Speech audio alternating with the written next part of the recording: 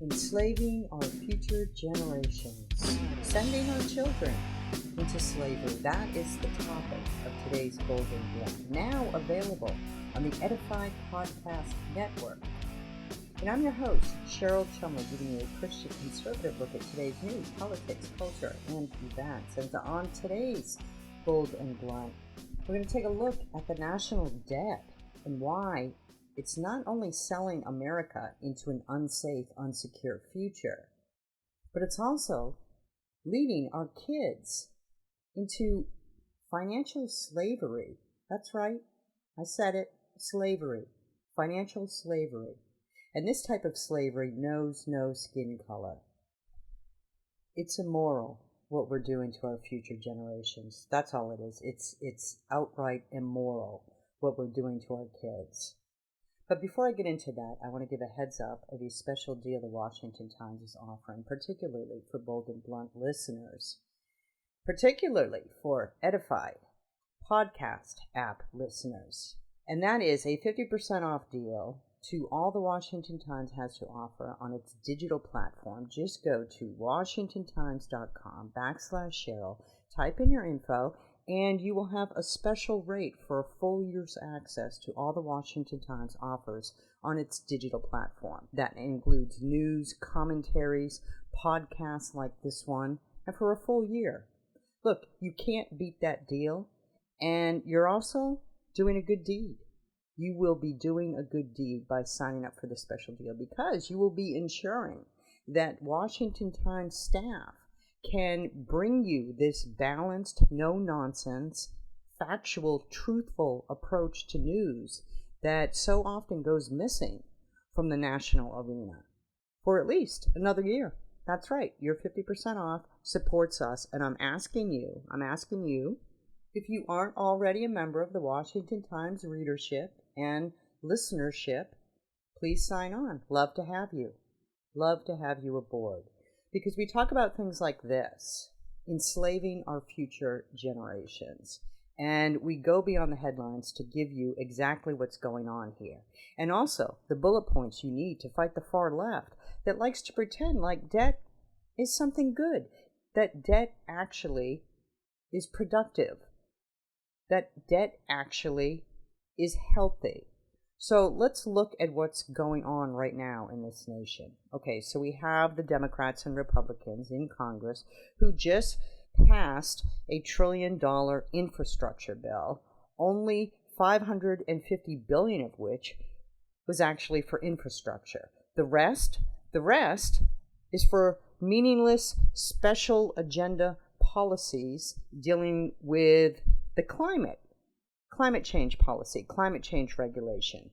The White House is selling out America to the special interests, climate change collectivists in the global body. And my guest today has a few words to say about that. He's going to get into the specifics of the infrastructure bill and all the climate regulations that will fall on America's shoulders as this thing progresses, as this thing reaches its implementation stage. His name is Gregory Wrightstone, and he is the CEO of the CO2 Coalition in Northern Virginia, and he is a best-selling author of, get this title, Inconvenient Facts, the Science That Al Gore Doesn't Want You to Know.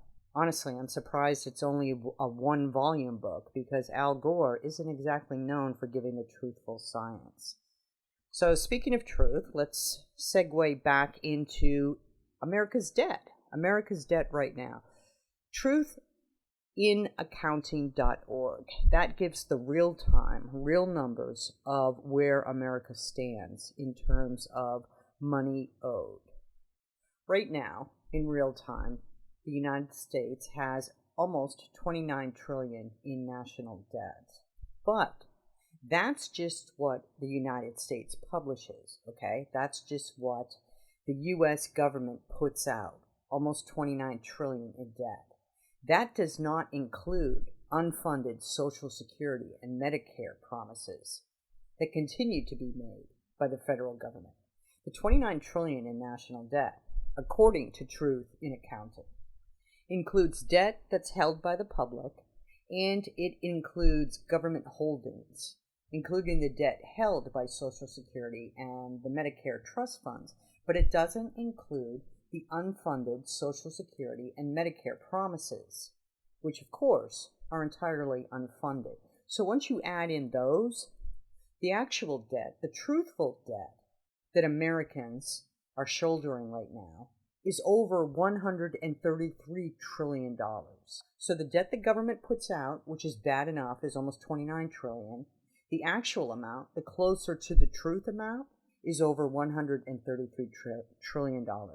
That means each taxpayer is going to pay about $855,000 just for America's debt, just to pay off America's debt. And honestly, the numbers at this point are so large that it's almost meaningless, right? It becomes what's a trillion here, a trillion there. But you need the truth. You need the truth to understand what we are sticking on the backs of our kids to pay off. The assets that the federal government has is figured on this website at just under $6 trillion, $5.95 trillion. You know what? Let's be generous. Let's just say the federal government has $6 trillion in assets.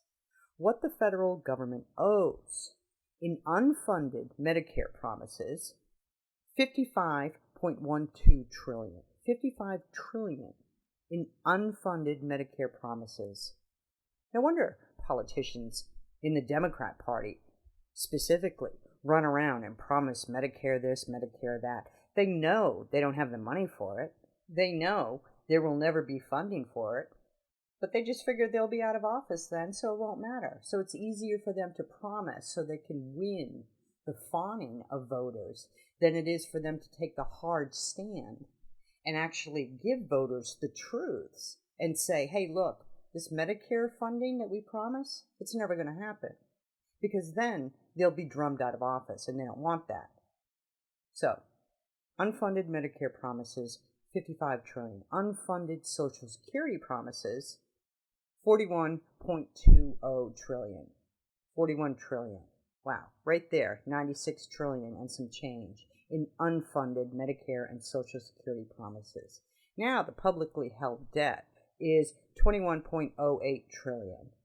Pension and retiree healthcare liabilities, $9.41 trillion, and a little insertion of other liabilities, $2.25 trillion, which doesn't even sound bad after you go through that list, right? $2.25 trillion.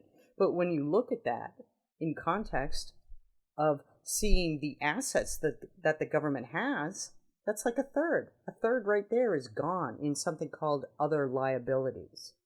So total amount America owes, $129.06 trillion. That's a crazy amount, right? And then they have this little line like estimated deterioration to date, which is another 10 trillion tacked on. They base that number on the true national debt based on historical trends, based on things like maybe inflation. Where have we been hearing that word lately, Joe Biden? So the truth, when you add in that estimated deterioration to date figuring, which is in Truth in Accounting's estimate, another 10 trillion, the truthful debt amount that Americans owe right now is $133 trillion. But, well, we've got that $5.95 trillion in assets, so we should be able to pay that off sometime, in the next 100 years, in the next 200 years. I don't even think politicians are thinking about this. This is all just magic numbers to politicians. And you know what? Americans are so conditioned to live in debt, to live with debt, that I don't think most Americans are thinking about this national debt either. But we should. We should. Because the safety and security of America's future rests, in part, in large part, on our financial stability, on our ability to pay debt. Because when you owe people money, you are enslaved to those people to a certain extent until you pay that debt off. You are not free. There is a chain that binds you to that particular person or entity until that money is repaid. And of course, there's various degrees of that enslavement. If you owe somebody $5 in your family, that's entirely different than owing 133 trillion as a country to various entities. The chains are a little bit thinner when you owe just your friend or family member a few dollars. But a lot of Americans live like this. A lot of Americans live with way more debt than their household finances can handle. They go to bed at night thinking of this debt. It keeps them up at night, and then they awake in the morning with that first on their mind. Another day, another dollar spent to pay off debt. It's a scramble. It's a life of scrambling, right? Where every moment at work, the effort you put in at work, and the money that you're supposed to receive for that effort is already spent. So your life becomes like slavery, like you're just working for nothing. And when you take that and you expand it out, when you take it out from a family, a household, an individual, and expand it out into a society, into an entire country, it can have devastating effects. The George W. Bush Institute puts this out about the decline and fall of history's great powers, specific to the debt. Let me read from this. Today's debt apologists argue that history's lessons don't apply to America because the United States issues the leading reserve currency. Let me sidestep for a second. There are some who want to remove the dollar as the world's currency and bring in a different type of currency. So there is a force fighting against that. Keep that in mind. And the United States also remains the world's preeminent geopolitical power. Well, with Joe Biden in the White House, look at what's happening right now in Afghanistan. Look at how the world's powers are no doubt watching the fall of Afghanistan to the Taliban and the flight of America's troops, looking helpless, looking hapless on the world stage. And don't you think China and Russia and other countries hostile to America's free interests, to America's liberties, are rubbing their hands with glee now? Looking maybe, at Taiwan or South Korea? Perhaps Putin is looking to expand his Russian influence. He's not our friend, you know. Anyhow, the geopolitical power of America is in question. Let's just put it that way. George W. Bush Institute talking about the national debt and what happens to countries that don't pay their national debt. Let me quote again. The Roman Empire, frugal and financially stable during the reign of Augustus, experienced explosive growth in spending on the imperial administration and army during the 3rd century. Emperors resorted to financing themselves through debasement of the coinage, generating massive inflation. Inflation. Here we go again with that word. Massive inflation that weakened agriculture, the middle class, and the credit system, and shredded the empire's political stability and external defenses. Look at those 3 phrases. Weakened agriculture. The government pretty much runs our agriculture system in America right now. I don't know if you're aware of that, but it's true. Those days of farmers just farming what they want and selling what they want, those have gone by the wayside. It's been that way for years.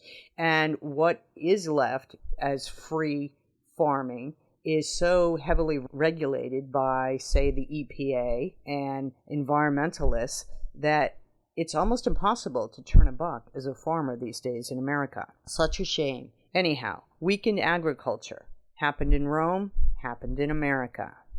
The middle class. Weakened middle class. Where is the middle class headed in America? The middle class, under the coronavirus alone, has been almost decimated. It's not going to take much more to tip to the point where the only business we'll have in this country are the big box retailers, the big box brand names, the big box chain, those mom and pop shops, those specialty gift stores, those independent restaurants, all those middle class type of businesses that are the real engine in America's economy. Those are being squeezed right now. It won't take much more of coronavirus clampdowns, which have now turned into Delta variant clampdowns, which are soon to turn into Lambda variant clampdowns. It won't take much more before those middle class workers are squeezed to the point of being non-existent. Back to George W. Bush Institute. Imperial Spain, the leading state in early modern Europe under Charles I and Philip II, financed unsustainable European military adventures through crushing taxation, money debasement, and vast borrowing from Genoese and German bankers. The result?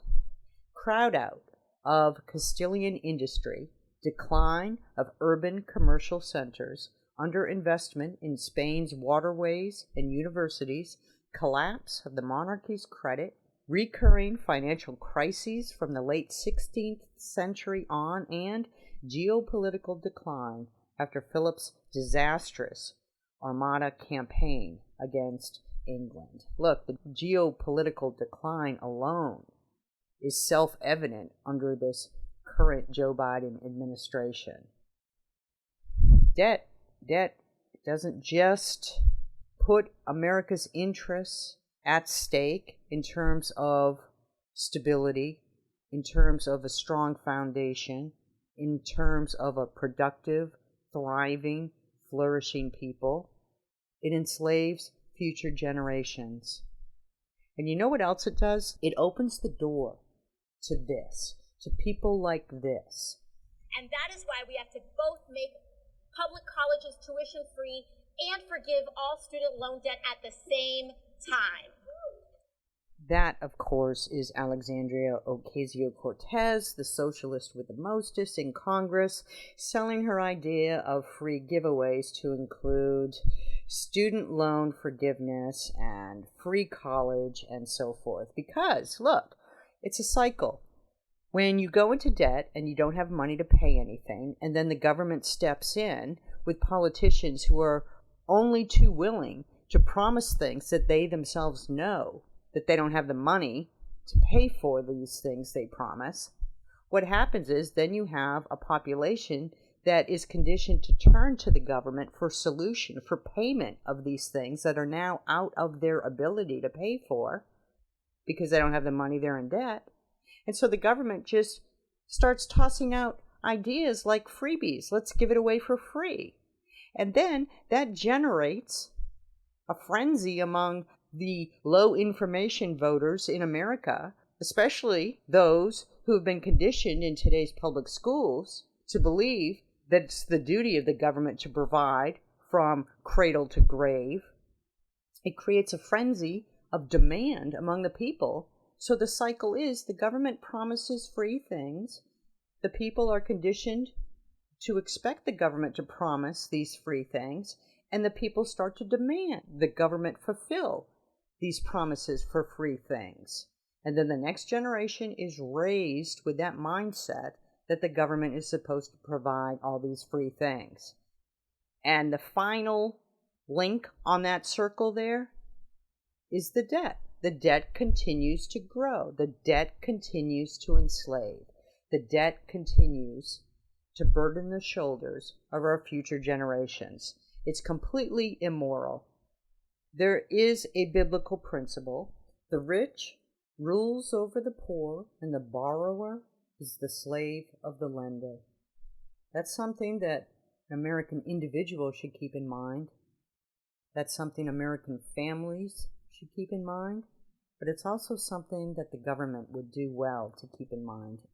Our government's failing us on that point, but in our nation, we are the government, so that means we individually are failing on that point. We are failing our children to insist that our government live within its means, within our means.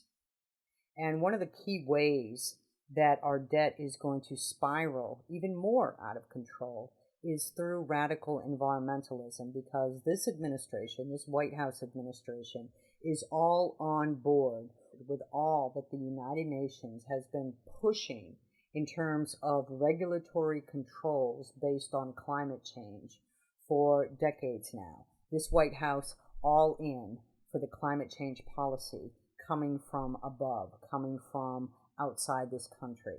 And Gregory Wrightstone, he is a geologist, the executive director of the CO2 Coalition in Arlington, Virginia, and he is a best-selling author of Inconvenient Facts, the Science That Al Gore Doesn't Want You to Know. And he's here today on Bold and Blunt to give us some of the facts we need to understand the deceptions of the infrastructure bill, as well as some of the costs associated with all the climate change regulations this administration wants to push onto America's future generation. So, Greg, thank you so much for being on Bold and Blunt. I really appreciate your time. Yeah, good to be back on with you. There's a lot of climate change news out there to talk about right now. Certainly. And let's start with the infrastructure bill. You find that this infrastructure bill that Joe Biden is pushing is just filled with climate change policies. Yeah, if you and I could probably agree that roads and bridges are truly infrastructure, if that's what we agree, then there's probably 10% of the bill, or $110 billion. Actually, we could point at and say, yeah, that's infrastructure. And there's it's hard to get completely down to the base numbers to what everything is. It looks like there's about the same amount that's dedicated to solve the non-existent climate crisis, the so-called problem. And this is, from being at the CO2 Coalition, our scientists here, we look at it and we see that the modest warming of 0.8 degrees since 1900, combined with increasing CO2, are leading to Earth's ecosystems and humanity are both thriving and prospering. So we believe that even one penny spent to solve a non-existent crisis is one penny too much, and certainly $110 billion is way too much. So where does this bill stand? Because I've read different headlines and read different stories that this is sort of a starting game, but it certainly isn't the $3.5 trillion. It's going to be whittled down. Where do the numbers stand on this bill? Well, now the infrastructure bill was passed with complicity with the GOP. That $3.5 trillion bill is still being negotiated. We've seen outlines of it. It looks bad. I mean, we know they're proposing to get rid of the gasoline tax and have it replaced by mileage-based tax. And they said, oh, well, the gasoline tax will go away. Well, Cheryl, I challenge you to name one tax that's ever gone away. I just moved from Pennsylvania, thankfully, to Florida over the last month. And in Pennsylvania, they still have, if you buy a bottle of liquor in Pennsylvania, you're still paying the Johnstown flood tax. It was to be in place for 5 years, and almost 100 years later, if you go buy a bottle of hooch in the store, you're paying the Johnstown flood tax. So if you think the gasoline tax is going to go away and be replaced by anything else, and also some of our experts here are contending that this new mileage-based fee, if you look at it on a per mileage basis, might be as much as 7 times as high as what the gasoline tax was. So make no mistake, this is going to be very expensive, and it's meant to be. Joe Biden and his administration, their goal is to increase energy costs for all Americans. When you do that, if you think inflation's bad now, you ain't seen nothing yet. Because once you increase significantly cost for energy, that means everything else, from manufacturing and then transport for everything you buy in the store, all of those will significantly increase when you're increasing energy costs. Absolutely. Anything that's driven by trucks, for instance, to get from the producer to the seller, those costs get passed along to the consumer, as you rightly point out. Can you talk a little bit about this mileage fee? Because is it sort of what insurance companies are trying to push, that you pay for the miles that you actually drive? How would that work? Well, it's not clear exactly the mechanism. The modern cars, they can monitor them, but there will be a lot of people who will elect just to keep the road clunkers and not get an electric vehicle with nothing modern. They're talking about having you have to go into to a shop somewhere, an approved shop, to get your mileage checked. But again, they're not real clear about this. The other thing about Joe's electric vehicle, he issued an executive order last week stipulating that 50% of all vehicles sold in the United States in 2030 will have to be electric vehicles. I'm just in the middle of writing an op-ed right now, commentary on the fire dangers associated with these electric vehicles, and it'll scare you to death. These things, the lithium-ion batteries, can spontaneously combust. It's a very rare event, but it happens. That's why when you go to the post office and you mail a package to your cousin Billy, and they'll always ask, well, do you have lithium-ion batteries? And that's the reason. We've seen recently were two bus stations, one in China and one in Germany. They were charging their buses overnight, and one caught fire, and it led to one bus after another igniting. Both of those bus stations were consumed entirely, and it led to actually two towns in Bavaria that have now banned electric vehicles from parking in parking garages. And we've seen homes that go up while the cars were parked in the garage. You can't put these things out.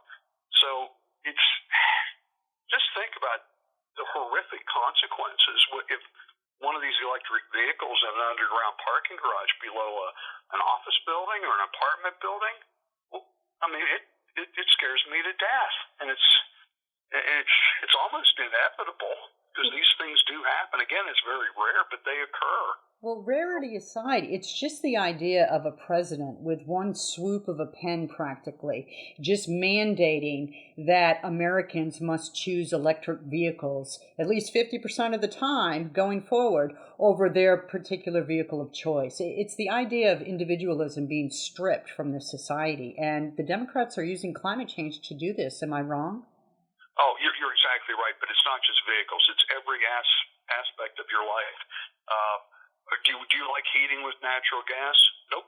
Sorry, that's gone. Do you like cooking on your stove with natural gas? Nope. You're going to have all electric. They want to control every aspect of your life. And, we're not that far away from, we're all getting these electric meters. They're not going to be too far away from stipulating how hot you can how hot you can heat your home in the winter, or how cool you can keep it in the summer. It's all to save the planet, because according to them, we're all doomed. The latest UN report said that, and that's just not so. Again, by almost every metric you look at, humanity, the human condition are improving, and Earth's ecosystems are thriving. The Earth is greening and populating. Again, combination of modest warming and increased CO2. But they're trying to stoke, and they've been doing it very successfully, a climate of fear. Because fear is a great motivator.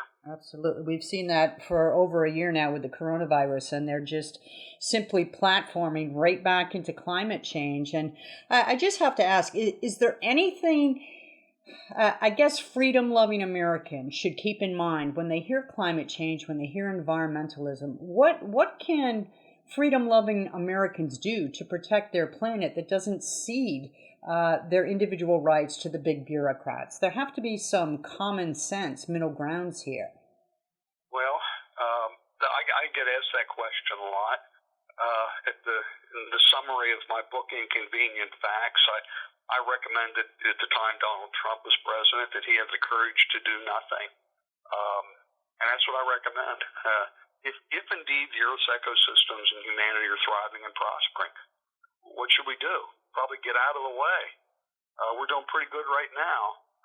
Food and crops, we've got our contributing writer, Vijay Jayaraj from Bangalore, India, has just written a beautiful piece on how India's crop production has just been exploding year after year after year. And it continues this year. They're expecting bumper harvests of grains, rice, corn. And we see that, again, we break crop growth records year after year, and it's because of the warming means that we have longer growing seasons.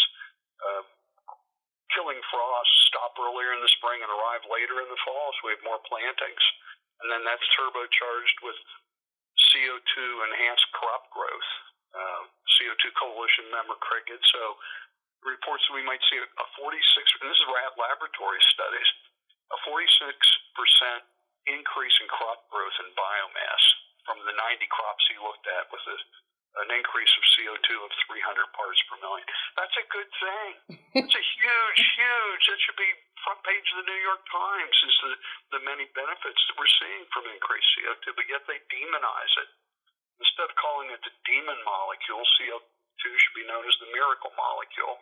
You know what? Thank you for saying that very simple truth. Get out of the way. When something's working, when policies aren't needed, when politicians aren't needed, they should just get out of the way and let nature take its course. And what we're seeing with climate change, though, not just now, but for decades, it's the government's way of controlling people, ultimately. It is. And, I get asked just about every interview I do, the host invariably asks, well, why are they doing this? And I go back and Cheryl, I don't know. As a scientist, I can say they're lying to you. This is what they're telling you. This is what the science, the facts, and the data says, and they're at odds with each other on so many of these issues that you hear. I'd advise your people, your listeners, to have a healthy dose of skepticism, doubt the experts, including me. I mean, look up what I have to say. My opinions were drawn from my own personal search for the truth. When as a geologist, I knew some of what we were being told about climate change was wrong, and it was my personal dive and exploration for the truth of climate change that caused me to write my first book and now lead the CO2 coalition, because it's my mission to get the truth about our thriving Earth out to the population. And I'm optimistic, very optimistic, in that most people I talk to, just random people off the street, have a healthy dose of skepticism. They just don't have the facts to fight it. Right. That's what we're trying to do. That right there is the sign of a scientist with integrity, when he or she encourages critical thinking and independent research. Because what we've seen under this coronavirus, for instance, has been obey, shut your mouth, obey, obey, obey. And the science has been so selective and random that people are confused, but they're still told to obey. And that's the same thing we see with climate change. You hear Alexandria Ocasio-Cortez with the countdown of 12 years that, curiously, and maybe you can answer this for me, Greg, why does that 12 years to doom never change? Why doesn't it ever go down to 11 and then 10 and 9? Yeah, well, they keep moving. Well, she's got the 12 years right, but it's 12 years until she has to change her prediction. She's got to move out another 12 or 15 or 20 years.